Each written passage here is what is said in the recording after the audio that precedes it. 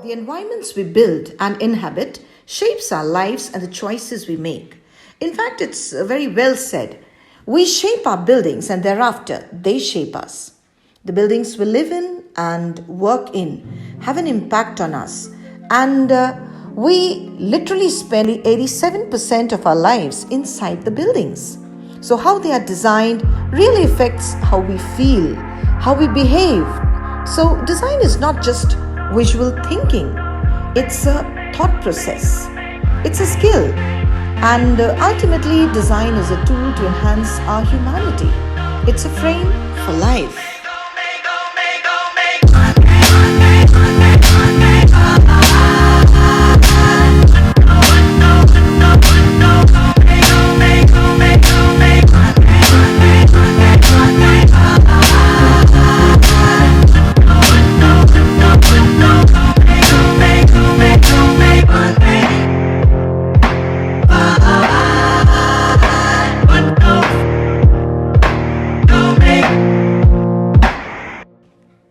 Designers are the miraculous community who make things come to life. And after years of working with design, I came across that answer for any design has been people.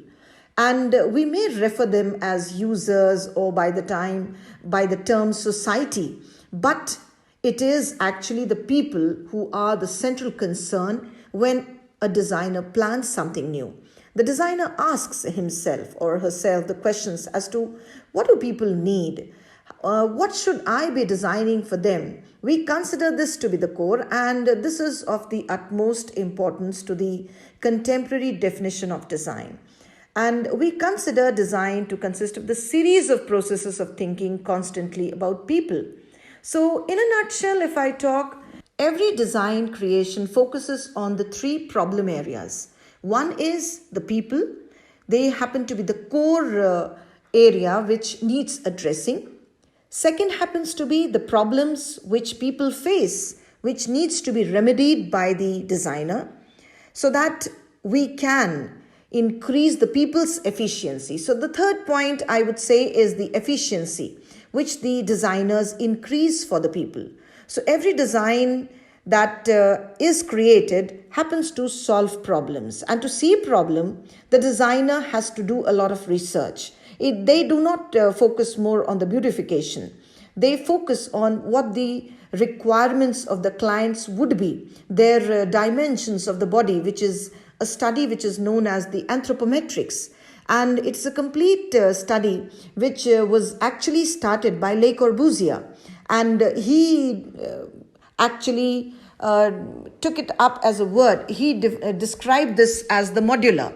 And since then, ever since Le Corbusier started up with the modular concept and the anthropometrics began, the many other terms like the golden section, the golden ratio have been into concern for space planning, for any design that we use around us. And they all actually focus on the problem which human beings are facing and how can we, avert that problem so that the human being's efficiency can increase. So any design for that matter goes through a process of mind maps, research, and the existing things which is available in the areas which human beings are using so that they can actually come up with a creation which fits into the proper ergonomics of the human body, and they are more comfortable and the efficiencies could be increased. So the meaning of design is very multifaceted, and we cannot say one universal definition at all at this stage because it is into many things, and to discuss the multi areas is difficult. So we have jotted down into certain points so that we can discuss today. And Charles Eames, as he rightly said, design is all about purpose. So let's go down to understand what exactly is the purpose behind any design. And let's consider our own houses over here. The heart of every house is a kitchen, and It is this space actually we spend a good deal of time. And you know what it is like when the room functions well and what it is like when it doesn't. So we have to understand here the trick of marrying a beautiful design with a practical function. So we need to check how much space we actually need in a kitchen because majority of people have no idea when they build their dream kitchens and about the size of a kitchen they should take and how it should be designed. I have seen people taking a huge size kitchen, maybe of 15 by 16 feet, and making it look very grand because they feel that a big kitchen is classy.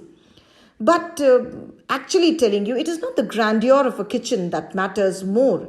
It is the work functionality in the kitchen that matters more. And to add more, I would say the person who is using the kitchen should not get tired. So, while you want your kitchen to be a beautiful space to cook in, you also need it to be very, very functional. So, a good kitchen, I have always seen, should be a perfect combination of form and function.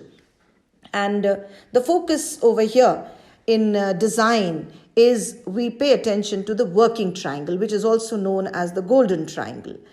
And today, this heart of home has become a luxurious hub of the home, and the kitchen has become, with the lifestyles that we have today, more open plan living and very high end finishes with technological innovations have been incorporated, wherein this kitchen actually is focusing more like where the children can have their homeworks done, or you can sit and watch your TV, and you can even have your sofas put inside the kitchen. So it is more like a life space rather than a kitchen. So people's comfort and well-being are more concerned in the kitchen areas. And so in a nutshell, if I talk, kitchen is a space where the human anthropometrics, that's their measurement of how much high the hand can go up for the shelves that's above, and below, that's the under cabinets and the overhead cabinets, and how much space a work requires, and the ergonomics of the spaces are more on priority for designing any kitchen. We need to learn about what makes people comfortable in a space and which spaces really touch people, and how do actually people behave in a place. So, a lot of research and study on the behavioral sciences are done by the designers to find out as to what are the things which would make people happy.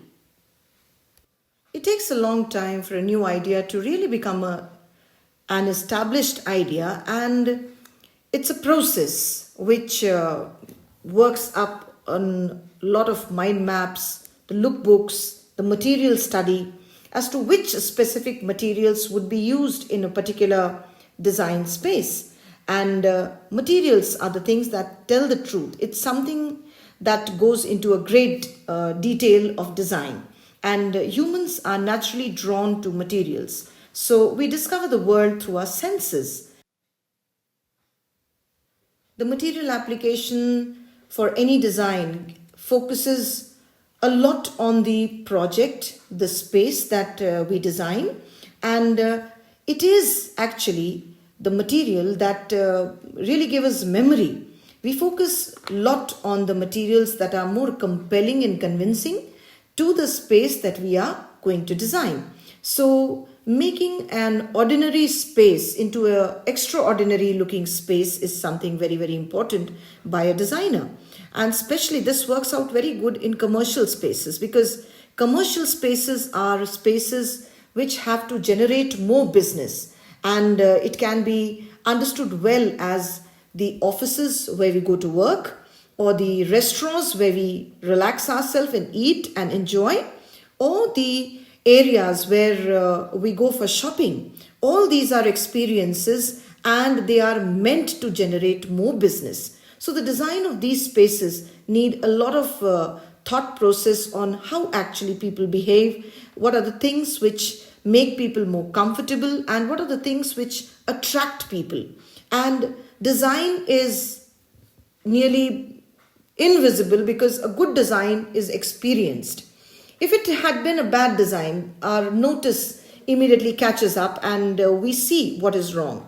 But if it's a good design, we hardly ever notice because it's the experience of happiness that we feel. Design is a part of our everyday life, and nearly every object around us at home and work has been designed. Whether it is a table or a camera, a bicycle or a computer, someone has planned exactly what it should look like or how it should work and what materials it should be made of, creating drawings, plans, instructions for the constructions. So, this is how nearly all manufactured objects are created today. And designers shape our environment down to the smallest details, and it makes them some of the most influential people in the world. So, if you see, good designs are all around us. Word design is a 20th century term, but objects have been designed for more than a million years. They are the Paleolithic hand tools made by the people of Stone Age, and this early act of design was an important step in the transition of Stone Age people to the modern society. Design can be seen in the civilizations of ancient Greece and Rome. Greece and Rome elevated the aesthetics of design with the use of design principles of balance, harmony, and symmetry.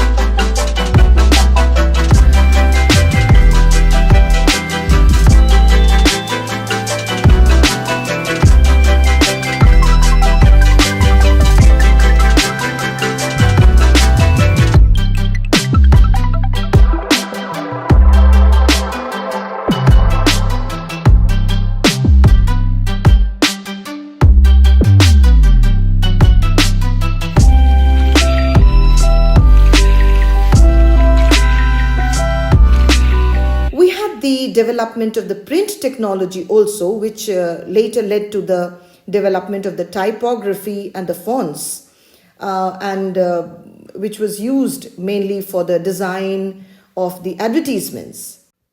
Many people confuse art and design. What sets design apart from art is the purpose, the functionality. And generally, functionality is not an essential part of art, but it is very, very crucial to design. And Charles Eames has very well said that design is all about purpose. So, good design is something that works well. Design today is a big business because everything that people use has been designed. A lot of art styles like the Bauhaus, Art Deco, minimalism, and the contemporary influenced, they are all which has influenced what people designed. The artist Vasily Kandinsky was very instrumental in developing the modern color theory and assigning the particular emotions and the psychological attributes with each color. And this later led to the use of the colors in branding for products, in creating products where the colors played a very, very important role when people designed anything. And we have Leonardo da Vinci, who created the ideal proportions, and his ideas became the basis for the modern design practice. He came up with the setting up of the ideal ratio of height to width as 1.6. And Leonardo proposed that the height from the foot to the navel should be 1.6 times that of the navel to head. And he applied these same calculations to art and architecture. And this was later a very famous area which was utilized by all the designers and is known as the golden ratio. It is popularly said, home is where the heart is. And everyone loves beautifully designed rooms because actually they enhance the functionality of a person. It encourages good thinking and good mood development. And this could be seen where the everyday products that we use around in our homes are the beautiful wallpapers. And this was earlier, the first one who designed this was William Morris, who was a British designer, and he created beautiful wallpapers which we use to adorn our walls so that they look good. We all have loved cycling since childhood, and we have experienced the beautiful ride. Today, bicycle has become increasingly specialized, and designers and engineers have created models for specific uses such as the off-roading or the track racing, and these have in turn influenced the design of the road bike. So this is one very, very beautiful areas of design which we generally use in our everyday life. The arrival of the electric lights in the late 19th century brought out beautiful lights which we use today in our homes. But earlier lights were created by the artists like the Belgian sculptor Victor Rousseau and an American firm named as Tiffany. And they were very, very ornate and would generally fill the room with the beautiful rich colors. But later on, when the electricity became more widespread and designers discovered the potential of lighting and how they can enhance a person's workability, they used their ingenuity to devise effective desk and work lamps and directional lights, ambient light. And today lamps and light fittings have transformed the atmosphere of the room, and lights have become very functional compared to the sculptural lights of the yesteryears. As with many electrical products, television had changes with the technology and taste. And displays changed from the bulky cathode ray tubes to the crystal clarity of today's flat screen display. Today, the television has evolved from something to be disguised into a piece of furniture that takes pride of place. So, the things that we use around in our daily lives, the design matters a lot in the today's living and the lifestyles that we have. 1960s was the time when plastics came into being and the pop culture was at its best. And during this time, the designer Werner Panton designed the very famous Panton chair. And this was followed by the Herman Miller brand, which was into the designing of the office furnitures. And along with George Nelson, the designer for Herman Miller, they designed the beautiful office furnitures which are still today used, and they have been designed wonderfully, keeping into mind the ergonomics and the anthropometrics for the working of a person in office. The Aeron chair and the Action office, these are the furnitures which focused on the human anthropometrics and ergonomics of the workplace. And with the passage of time, we see new materials were developed, and they were used in designs like the famous designer Philip Stark in 1998 created the La Mairie chair, which was made of the polycarbonate material. And later on, from then, we see new developments more in the designer products like the beautiful music systems by the Bose company to the new age chair designed by Thomas Heatherwick, which was named as the Spun in 2010. Spun is a furniture which cradles the sitter while gently tilting and turning with their motion when they sit down. With the technological age of today and computers and internet dominating, in fact, they dominate many aspects of people's everyday life, particularly the way we communicate, listen to music, play games, and definitely how we read. In the last few decades, designers have concentrated on making computers and similar devices easier to use, more compact, and better looking. The work of Apple under the designer Jonathan Ive has led the way with the slimline laptops, iPads, iPods, and the Apple Watch, all skillfully produced to fit seamlessly into the lives of the users. Other companies have followed, like the Sony's game consoles and the handheld BlackBerry, which is a combined mobile phone and an email device. Just as inventive are the products that make use of technology in new ways, such as the Google Glass, which offers the user a revolutionary wearable display, to the virtual reality, that's the VR, which is being used in the marketing and advertising. So, this is not all where we experience beautiful and functional design. The scope of design is endless, from the very own houses, the residential areas, like the living, dining, the kitchens, to the commercial spaces like the restaurants, the offices, the discotheques, the shopping areas where we do the window shopping, or the mobile phones which has the online shopping portals. And there are more areas, and this is endless. In fact, good design enhances people's thinking and functionality. And I somehow feel the hardest thing about being a designer is exercising constant empathy. And it takes a huge toll on your emotional reservoir because everyone wants to be a designer, but not everyone can. You actually need to bleed for it because real design comes from the people. You have to talk to them, you have to grab them, shake them, and tell them what they want so that they can tell what their requirements are. And design is actually in your nature. You either have it or you don't. So design is mainly to create experiences for the delight and the pleasure of people. And that's why designers are very, very important people to the society. I would say just look around yourself and check out how many things around you are designed exactly for you. And you find happiness and you enjoy the space because of that. So design is, in a word, omnipresent.